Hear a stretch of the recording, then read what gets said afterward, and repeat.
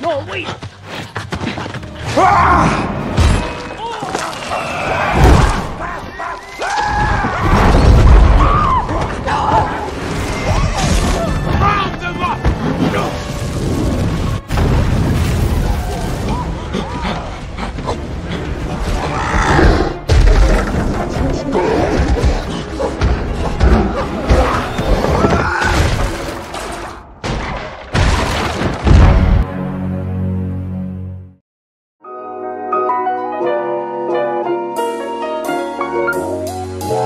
Halo teman-teman digitalku, kumara mangcu. Kingdom of the Planet of the Apes bercerita tentang dunia setelah 300 tahun kejadian dalam film War of the Planet of the Apes sebelumnya. Di masa ini, kaum kera yang dipimpin oleh Caesar dan keturunannya telah berhasil membangun sebuah kerajaan yang maju dalam hal teknologi dan kecerdasan. Namun, di bawah pemerintahan yang bengis dan otoriter dari Proximus Caesar, akhirnya konflik mulai timbul. So, nggak usah lama-lama lagi lah ya, pastikan sinyal Anda aman dan langsung saja kita masuk ke alur filmnya, let's go!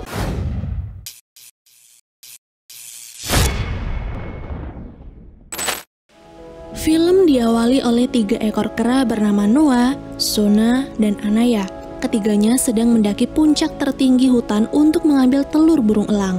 Semua dilakukan atas perintah Proximus Caesar yang membesarkan telur elang untuk ritual ikatan, di mana pada kerajaan kera tersebut, elang akan dilatih dalam berburu ikan.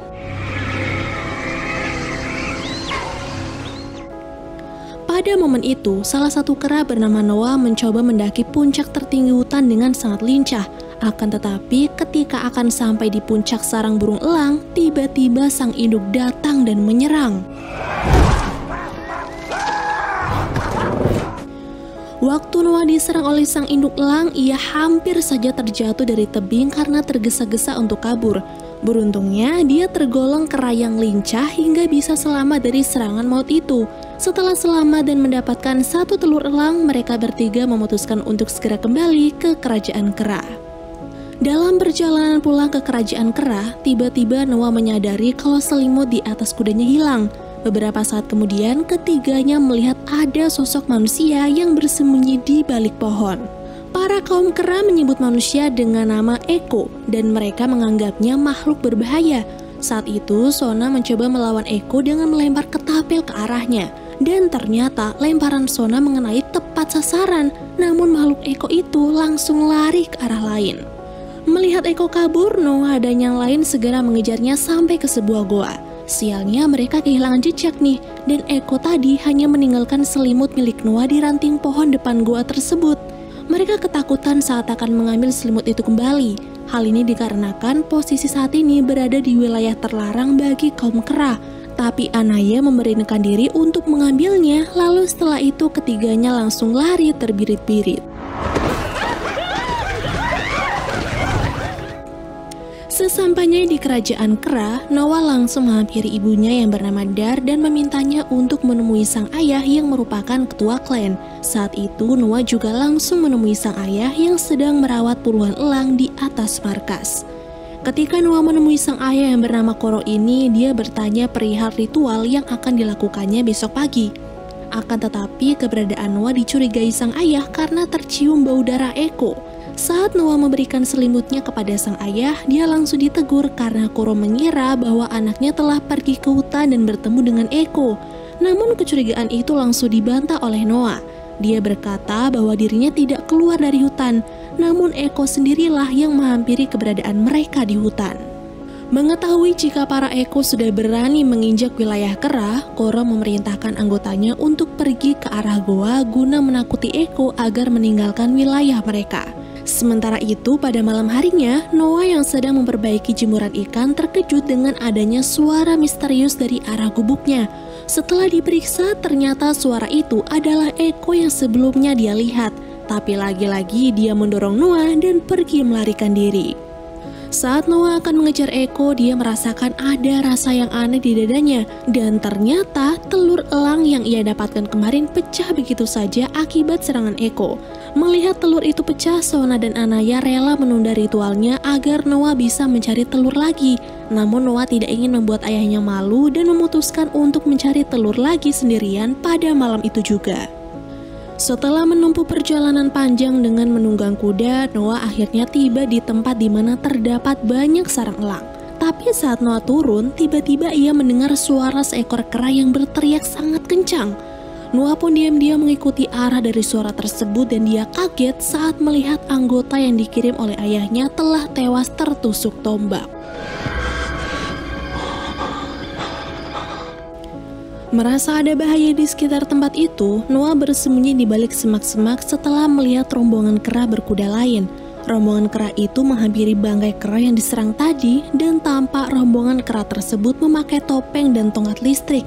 Keberadaan Noah yang membawa selimut bekas darah Eko tercium oleh mereka. Maka dari itu mereka pun pergi dan akan mencari keberadaan manusia tersebut. Sialnya Noah lupa untuk menyembunyikan kudanya. Alhasil rombongan kera itu malah memukul kudanya guna mengetahui asal tempat tinggal Noah. Karena wilayah klan elang dalam bahaya, Noah langsung berlari sekencang mungkin agar sampai di rumahnya lebih dulu. Tapi sesampainya di sana, dia melihat bahwa wilayahnya sudah habis dibakar. Bahkan anggotanya juga dibantai oleh kelompok kera bertopeng. Lalu karena tempat ini sudah tidak aman, ibunya meminta Noah untuk segera menyelamatkan sang ayah yang masih berada di atas markas. Setelah Noah lari ke arah markas, datanglah gorila bernama Silva yang menyeret salah satu klan elang dan berteriak menyebut nama Caesar. Dia juga memerintahkan rombongannya untuk membawa semua penghuni klan ke pemimpin mereka yang dipanggil Proximus. Di sisi yang lain, Noah sampai juga di markas dan berhasil menyelamatkan sang ayah. Pada momen tersebut, Koro menyuruh Noah untuk melepaskan semua elangnya. Akan tetapi ketika semua elang berhasil dilepas, Silva datang ke sana dan menyerang Koro.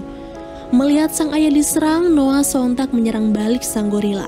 Sialnya, tenaga Silva sangatlah kuat sehingga dengan mudahnya mereka berdua dikalahkan. Bahkan Silva mendorong Noah hingga terjatuh dari atas menara dan berhasil membunuh Koro. Pada keesokan harinya, Noah terbangun juga dari pingsannya dan dia merasa sedih karena tidak ada anggota yang tersisa kecuali dirinya sendiri. Ketika Noah melihat sekeliling rumah sudah terbakar, dia menemukan tongkat listrik bekas pembantaian semalam. Noah juga melihat ada burung elang milik ayahnya, lalu saat akan mendekati, dia terkejut melihat sang ayah yang sudah tewas. Noah pun segera memakamkan sang ayah di dekat reruntuhan rumahnya. Dia juga berjanji akan mengembalikan klan elang seperti dulu kala. Setelah memakamkan Koro, Noah akan pergi mencari klan lain bersama kudanya sambil membawa tongkat listrik. Dalam perjalanan ini, dia menemukan selimut milik ibunya, dan ia pikir benda ini bisa menjadi petunjuk baginya kalau anggota lainnya dibawa ke arah timur. Ketika malam tiba, Noah memutuskan untuk rehat sebentar sambil menyalakan api unggun untuk menghangatkan tubuh. Kemudian dia mencoba untuk tidur walaupun perasaannya tidak tenang karena takut jika suatu saat akan diserang oleh kawanan kera lainnya. Di pagi harinya, Noah yang bangun disambut oleh elang milik ayahnya yang diberi nama Sun. Di sini dia sadar bahwa si elang selalu mengikutinya, tapi saat Noah mencoba untuk mengikatnya, burung itu malah langsung terbang tinggi. Noah kemudian kembali menyusuri hutan hingga dia melihat ada asap dari atas bukit. Saat mendekatinya, ternyata tempat itu bukanlah bukit, tetapi rumah tua dari kayu. Sialnya, Noah malah terperosok ke ruang bawah tanah dan bertemu dengan orangutan bernama Raka yang mengira kalau Noah adalah kelompok kera bertopeng. Di sana Noah pun menjelaskan kepada Raka bahwa dia juga korban yang tengah mencari anggota klan lainnya yang diculik oleh kera bertopeng. Mendengar hal tersebut, Raka pun mengajak Noah untuk bekerja sama melawan kera bertopeng. Setelah itu, Raka juga memberitahu bahwa dirinya adalah pengikut kepercayaan Caesar yang sesungguhnya. Dan sebenarnya, Caesar bukanlah pemimpin yang jahat karena ia tak mungkin membunuh sesama kera. Namun seiring berjalannya waktu, sebagian kera ada yang mendominasi kera lain dan mengambil keuntungan dengan membawa nama Caesar untuk kepentingannya saja. This meaning in the time of Caesar. Di malam harinya mereka memilih untuk istirahat dan menyalakan api unggun. Tapi baru beberapa saat keduanya melihat eko wanita bernama Nova yang ternyata mengikuti Noah dari wilayah Kalan. Di sini Raka tetap tenang dengan keberadaan wanita itu. Dia juga memberinya sedikit makanan dan menyuruh Noah untuk memberinya selimut milik ibunya. Ketika Raka tertidur, Noah memilih berkeliling hingga menemukan teleskop raksasa. Penasaran akan benda itu, Noah pun tak sengaja melihat dari kaca teleskop dan terkejut melihat ada banyak planet di luar angkasa. Beberapa saat kemudian Nova menghampiri Noah. Dia mencoba melihat teleskop dan berekspresi sama seperti Noah.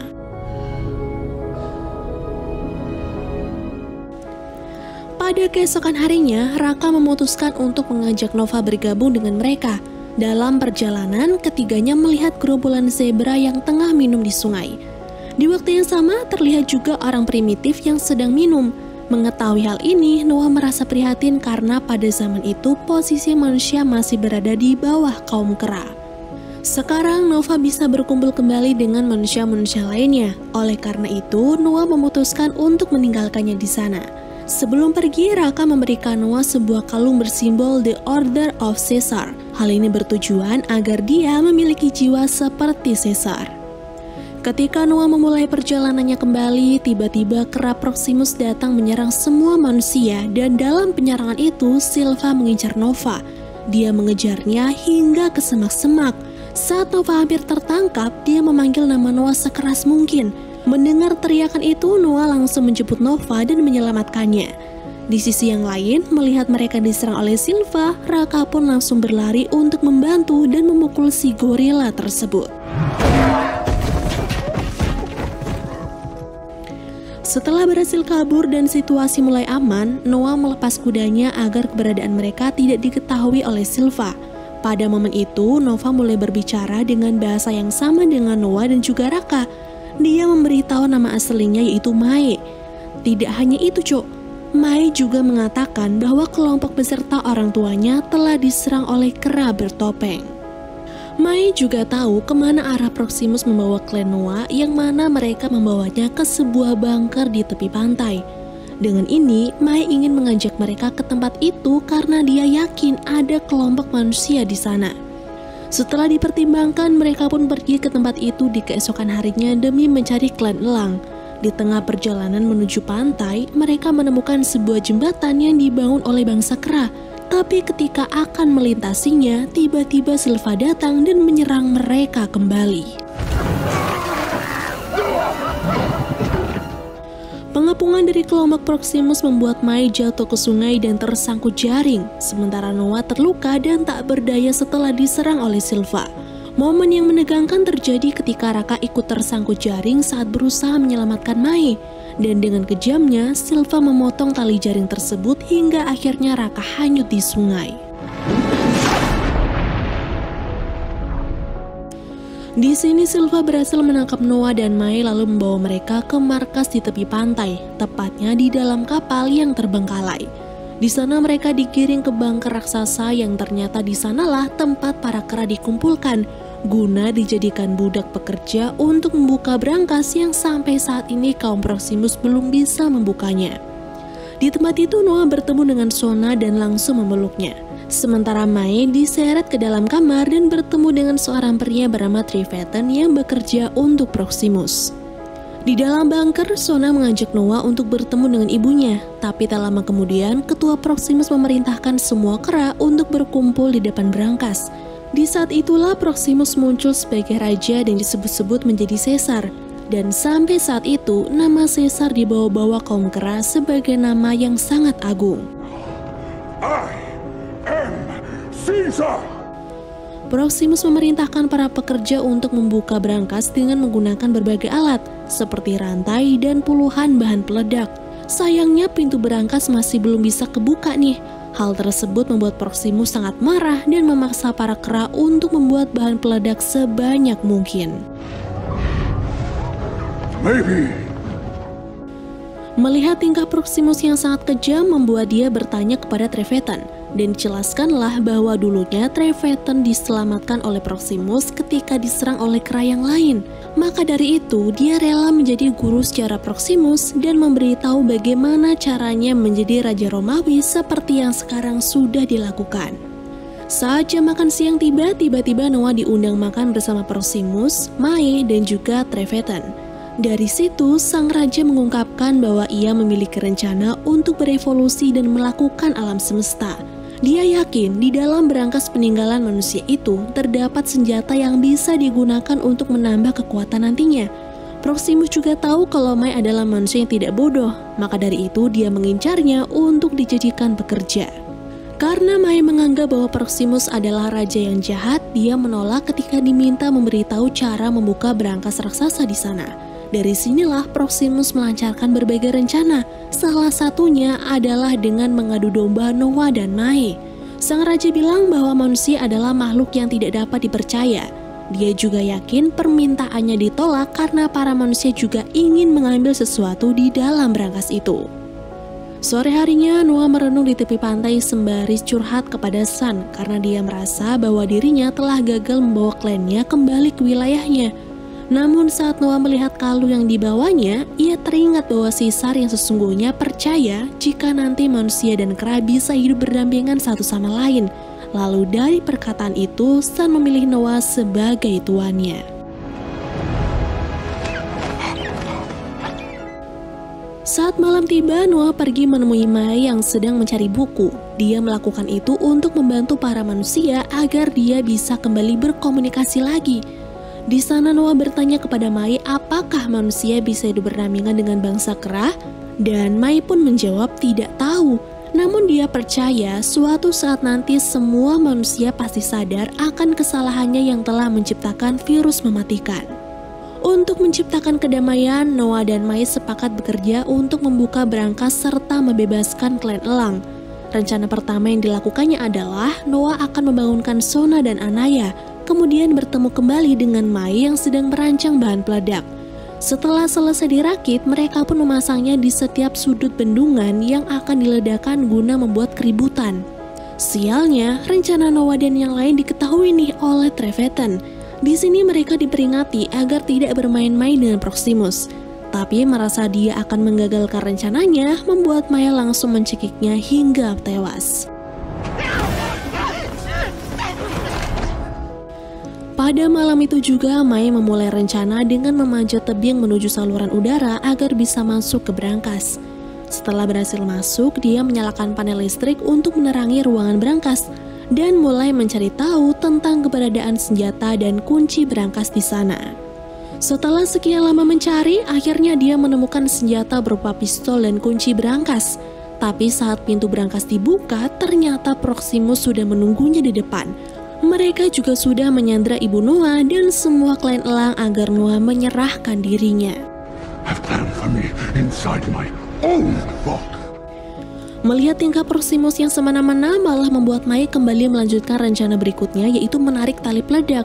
Dan benar saja cuk, bendungan di sana pun jebol hingga semua kaum kera hanyut terbawa arus. Melihat itu, Noah langsung memerintahkan anggotanya agar cepat-cepat keluar dari sana, sementara dirinya akan bertarung melawan Silva.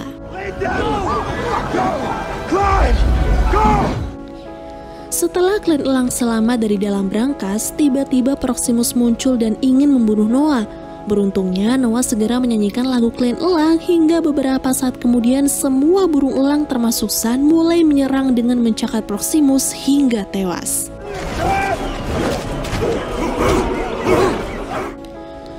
Setelah kekacauan yang terjadi dan usaha keras Noah, akhirnya semua anggota klan elang selamat. Bahkan kini mereka membangun kembali kerajaan dengan pemimpin baru mereka, yaitu Noah. Di hari berikutnya, Mai menemui Noah di kerajaannya dan berpamitan untuk pulang. Dari sana Noah menyadari bahwa manusia bisa melakukan hal apapun demi apa yang diinginkannya. Namun dia hanya bisa memberi nasihat bahwa bangsa manusia dan kera pasti bisa hidup berdampingan dengan damai. Setelahnya Mai pun pergi dan ternyata perkataan Proximus benar bahwa dia adalah utusan dari koloni manusia. para manusia memerintahkan Mae dengan misi mengambil kunci penguraian satelit. Lalu sesampainya di sana, Mae langsung memberikan kunci itu kepada koloni bernama Corina. Kunci itu dibawa ke lab untuk mengaktifkan jaringan satelit, sehingga mereka dapat menghubungi manusia yang masih selamat di muka bumi ini. Dan film pun berakhir.